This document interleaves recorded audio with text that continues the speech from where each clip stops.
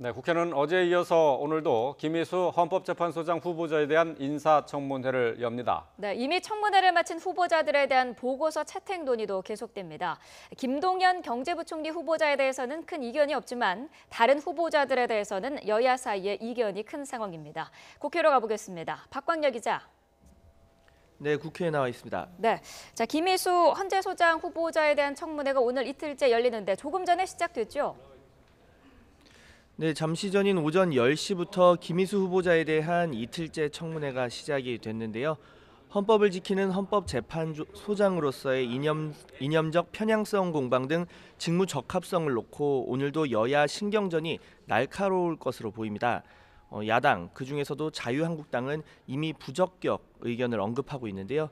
자유한국당 정우택 당대표 권한대행은 오전 회의에서 김희수 후보자가 헌법재판소장에 맞지 않는 반헌법적 사고와 인식을 드러냈다고 비판했습니다. 하지만 이에 대한 여당 측의 반박도 만만치 않은데요. 이념적 편향성이 아니라 소수자를 대변하고 정의로운 사회를 위한 목소리를 냈다는 겁니다. 더불어민주당 우원식 원내대표는 야당이 청문회가 끝나기도 전에 부적격 판단을 하는 것은 반대를 위한 반대라고 지적했습니다. 김 후보자 역시 이념 편향성 지적에 대해 사회적 약자를 보호하는 데 사법기관이 가장 적합하다면서 소수 의견 필요성을 강조하고 있습니다. 물론 국회 문턱을 넘기까지는 험로가 예상됩니다. 특히 헌법재판소장은 장관과 달리 국회 본회의 표결 절차가 있는 만큼 야당 협조가 필수적인데요. 김희수 후보자에 대한 청문 경과보고서 채택은 내일, 본회의 표결은 12일로 예정돼 있습니다. 네, 이미 청문회를 마친 장관급 국무위원의 경우에는 이제 청문 보고서 채택이 남아 있는데요. 각 당이 이에 대해서 오늘도 의원총회 등을 열면서 내부 논의를 이어가게 되죠.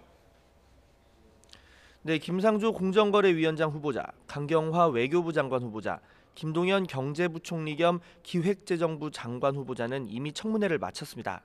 김동연 후보자에 대해서는 여야 이견이 거의 없는 상황입니다. 문제는 김상조 그리고 강경화 후보자인데요.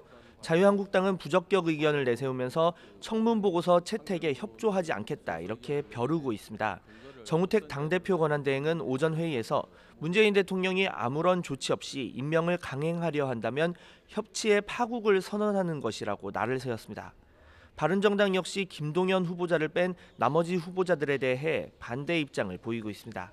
이런 야당의 강경한 태도에 민주당의 고심도 깊어지고 있는데요. 우원식 원내대표는 조속한 정부 구성을 위해 여야가 힘을 모아야 한다는 게 국민 여론이라면서 결정적인 흠결이 드러나지 않는 한 발목 잡기로 보일 수 있다고 야당의 이해와 협조를 호소했습니다. 장관급 국무위원인 두 후보자는 국회 인사청문 보고서가 채택되지 않더라도 대통령이 임명을 강행할 수는 있는데요.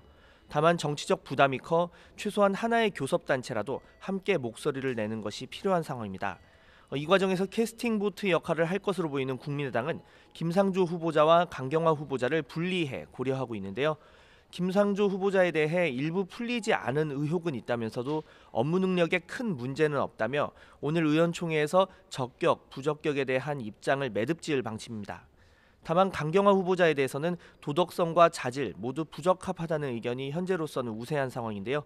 김동철 원내대표는 정말 흠 없고 능력 있는 분을 대통령이 추천했으면 자신들이 고민하지 않았을 것이라면서 국민이 호응할 수 있는 결론을 위해 40명의 의원 총의를 모으겠다고 밝혔습니다. 지금까지 국회에서 YTN 박광열입니다.